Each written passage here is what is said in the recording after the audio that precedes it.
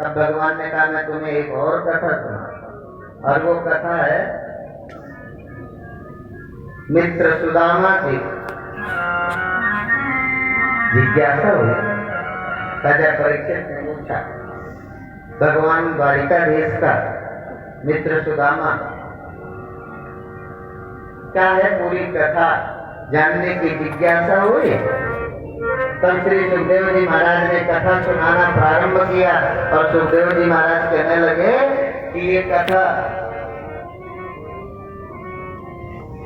बोले जब लल्ला बड़े है गए, माता पिता ने संदीपन मुनि उज्जैन गुरुकुल में पढ़ने भेजा। गुरुकुल में भगवान द्वारिकाधीश का प्रेम एक गरीब परिवार में जन्मे ब्राह्मण बालक सुदामा से होगा। दोनों प्रेम से गुरुकुल में रहते, सेवा करते गुरुजनों की, और दोनों की शिक्षा पूरी हुई। जब दोनों अपने घर वापस आ गए, चित्तौड़ कन्हैया तो द्वारिका के राजा बन गए। 16,108 ब्याह हुए। सभी पत्नियों के रस जीवन से शुद्ध सूत्रों का जन्म हुआ। पर भगवान का मित्र सुदामा गरीब पर्णकुटी में अपना जीवन यापन करता रहा। सुदामा का ब्याह हुआ। सुदामा की पत्नी का नाम सुशीला। भिक्षा के अन्न से अपने परिवार का पोषण करने वाले भक्त सुदामा। कुलकृष्णासीत् सदा कश्चित् ब्राह्मणो ब्रह्मवित्तमः विरक्त इन्द्रियार्थेषु प्रशान्तात्मा जितेन्द्रियः। पर जितेंद्रिय है, इंद्रियों पर विजय प्राप्त की है सुदामा। सुदामा जी विरक्त इंद्रिया थे, उन्हें संसार में कुछ नहीं, बस जीवन यापन के लिए ठाकुर जी की कृपा से जो भिक्षा मिल गई उससे पत्नी और अपने बच्चों का पालन हो गया। पर जब ब्याह कराए तो अपने गुरुकुल की सभी बातें अपनी पत्नी सुशीला के साथ परस्पर जब रात होती, विश्राम का समय होता, अकेले बैठे होते, बस आहार भगवान की चर्चा करते। सुशीला तुम्हें पता, ये जो द्वारिका का राजा है, जो स्वर्ण की द्वारिका का राजा है, ये मेरे तो सखा है। हम साथ ही साथ तो उज्जैन में पढ़े, साथ में रहे, प्यार से रहे। जब भी हम मेरे बिना में एक पल भी यदि अलग हो जाता तो ढूंढता हुआ ये कन्हैया मेरे पास आ जाता था। बड़ा चपल था, बड़ा चंचल था, वो मुझे परेशान करता रहता, छेड़ता रहता। और इतने बड़े घर का मालिक, स्वर्ण की द्वारिका का मालिक, मुझे क्या पता, हम छोटे थे, हम तब समझते भी नहीं थे।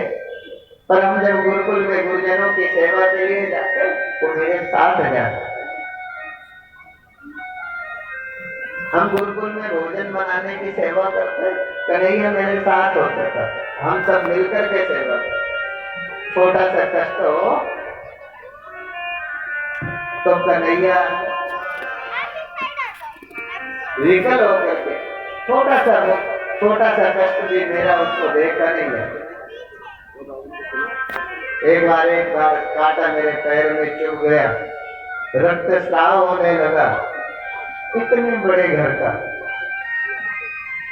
बालक मेरा सखा द्वारिकाधीश अपना पीताम्बर फाड़ करके मेरे पैर में बांधे, मेरे मित्र का रक्तस्राव न होने।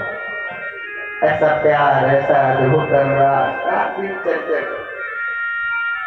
और एक दिन सुदामा के जीवन में भी ऐसा आया कि अपने बच्चों के पोषण के लिए भिक्षा में अन्न भी नहीं मिला। बच्चे भूख से ग्रसित होकर माँ के आंचल को पकड़ कर कहने लगे, माँ कुछ तो खाने को तो भूख तेज लगी। मैंने कहा बेटा अभी आज तो नहीं, फिर पिताजी जाएंगे, कुछ न कुछ लेकर आएंगे, सबसे पहले तुझे ज्यादा खाना। इसी तरह से बच्चों को मनाया, रात हुई, सोए, रात कट गई, सवेरा हुआ तो दामा जी फिर भिक्षा के लिए गए, कुछ मिले ही नहीं। हफ्ता बीत गया, बिना अन्न के बच्चों की अब श्वास अवरुद्ध होने लगी, त्रस्ताए हो गया, चल नहीं सकते थे। अब तो सुदामा के शरीर में भी सामर्थ्य नहीं रहा जो भिक्षा मांगने में, थोड़ा सा चल के भी थक जाते थे। पर देखा कि आज सारा का सारा परिवार अब भूख से त्रसित होकर के ऐसा लगता है जैसे अब प्राण निकल जाएंगे, अब प्राण निकल जाएंगे। एक एक श्वास अंतिम लगने लगी। तब सुशीला ने कहा, आप अपने कन्हैया से मिलोगे नहीं? गुरुकुल से बिछुड़े थे, आज तक आप मिलने नहीं गए, आपको कन्हैया की याद तो आती, आप मिलाओ ना। सुशीला ने कहा तो दुखी मन से सुदामा जी कहने लगे, सुशीला तुम ही तो मेरी ताकत हो,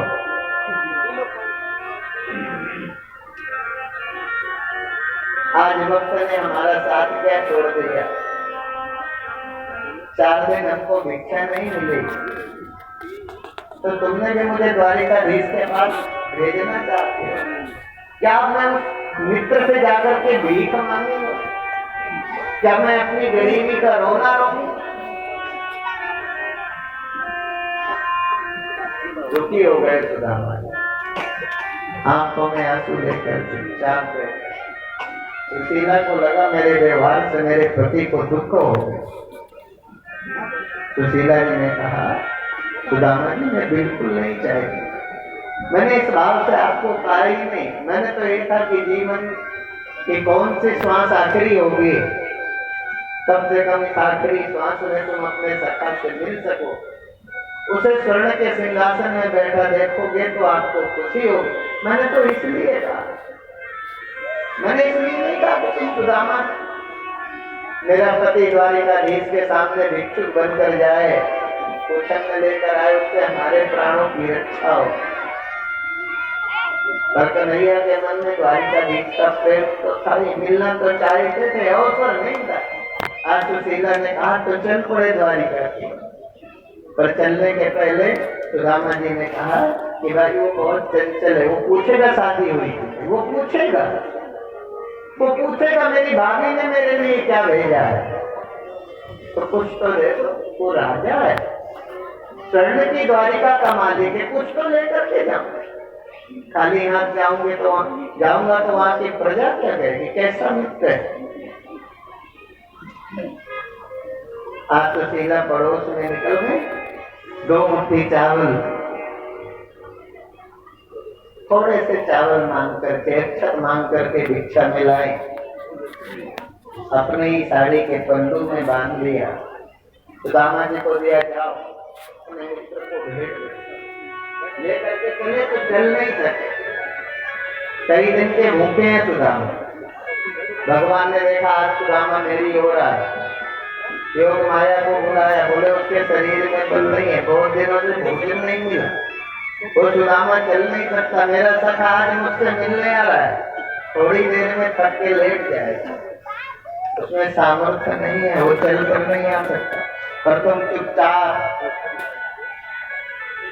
लेकर के द्वारिकाधीश के महल के सम्मुख, और सुदामा चले, थक करके वृक्ष के नीचे बैठे, निद्रा देवी ने सुदामा को अपने आगोश में ले लिया, योग माया ने उठा करके सुदामा जी को द्वारिकाधीश के महल के सामने रखा, आंख खोली तो स्वर्ण की द्वारिका का दर्शन होने लगा कन्हैया मैं तो द्वारिका आ गया। अब अंदर जाने के लिए सोचने लगे तो जाने ही नहीं दिया।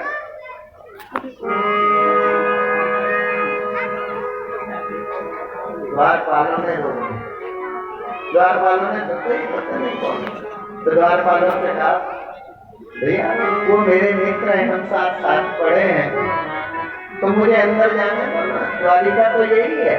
द्वारपालों ने सोचा ये कहाँ से पागल आ गया, पैर में जूते नहीं है, सुंदर से कपड़े नहीं है, ये कैसे हमारे राजा का मित्र हो सकता है? जब बहुत प्रयास प्रयत्न किया, किसी तरह द्वारपालों ने अंदर नहीं जाने दिया, तो भगवान सुदामा जी ने कहा कि आप ठीक है भैया, कोई बात नहीं है, मेरा प्रारब्ध ही शायद मुझे मिलने नहीं दे रहा है, पर यदि तुम एक पत्र मेरा दे दो, कन्हैया तक भेज दो, यदि वो पढ़ लेंगे और यदि वो पहचानेंगे तो जरूर मुझसे मिलेंगे, नहीं तो मैं वापस चला जाऊंगा। तो एक पहरी को लगा कि ठीक तो कह रहे हैं, तो वो दे दिया पत्र, और पत्र लेकर के जैसे अंदर गए और कन्हैया को दिया, कन्हैया ने पढ़ा, पढ़ते ही सुदामा के पास सुनते ही दौड़े चले आए मोहन, लगाया गले से सुदामा को मोहरा, लगाया गले से सुदामा को मोहरा, लगाया गले से सुदामा को मोहरा, सुनते ही दौड़े चले आए मोहन, लगाया गले से सुदामा को मोहरा,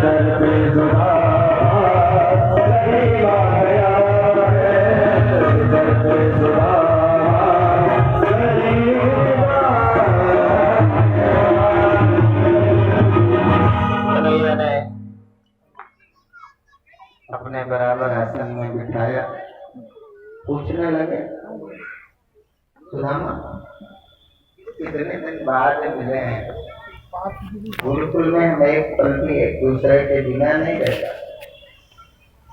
तुम्हारी शादी तो हुई है ना? सुदामा जी ने कहा हाँ हुई है। तो पूछा मेरी भाभी ने मेरे लिए क्या किया? कभी तुमने भाभी से चर्चा की हम गुरुकुल में कैसे रहते थे, खाते थे, खेलते थे आपस में?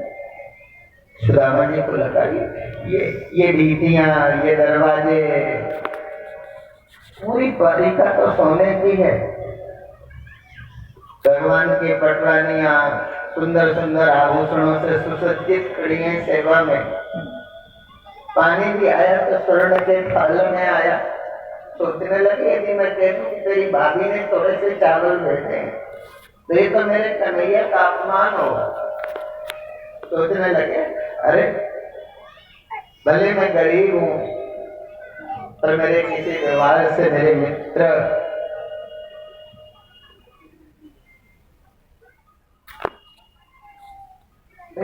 के अपने परिजन क्या कहेंगे कि कैसा गरीब मित्र है, अच्छा सा कपड़ा तक नहीं है जिसमें सुशीला ने बांध के भेजा। सोच रहे थे देने को राजी नहीं हुआ। पूछा कहाँ है, कुछ तो भेजा होगा। सुदामा जी ने कहा कुछ नहीं भेजा। परस्पर चर्चा करते रहे। अंतर्यामी भगवान तो सब जानते हैं। कांच के नीचे दबी हुई पोटली को छीन लिया और छीन करके भगवान ने पोटली खोली। पोटली में बंधे तंदुल हाथ में लिए और एक मुट्ठी मुख में डाला, दूसरी मुट्ठी उठाई, दूसरी डालो। रुक्मिणी जी देख रही है कि ये तो कन्हैया खाए जा रहे हैं। जैसे तीसरी मुट्ठी उठाई तो रुक्मिणी जी ने हाथ पकड़ लिया। बोले प्रभु ये क्या कर रहा है? बोले रुक्मिणी आज तो मुझे खाने को मिला था, तुमने क्यों रोका? बोले प्रभु यदि ये भी खा लोगे तो हम रहेंगे, हमारे बच्चे कहाँ रहेंगे? आपने सब कुछ तो अपने मित्र सुदामा को दे दिया, ये तीसरी मुट्ठी अब नहीं खा। अर्थात रात रुके, विश्राम हुआ। सुदामा जी ने कुछ भी नहीं मांगा, वापस चले आए। सोचने लगे इतना बड़ा आदमी, कन्हैया ने तो मेरी हालत को पूछा ही नहीं। तो विरक्त है, ब्राह्मण है, उद्भट पांडित्य है सुदामा जी के जीवन में। तो सुदामा जी को क्या पता कन्हैया तो बड़ा नटखट है।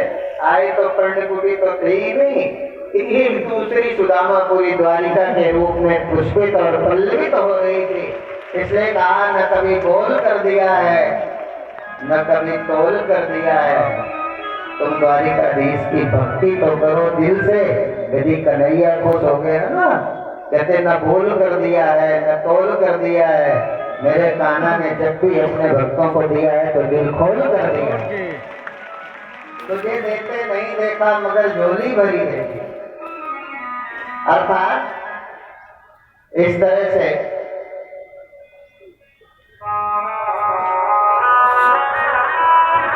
तो सुदामा जी का पूजन हो और देख लो बिल्कुल सीमा के जवान की तरह अपने निशाने में हमारे स्वामी प्रेमानंद जी खड़े हैं तो उनको अवसर दे देते हैं।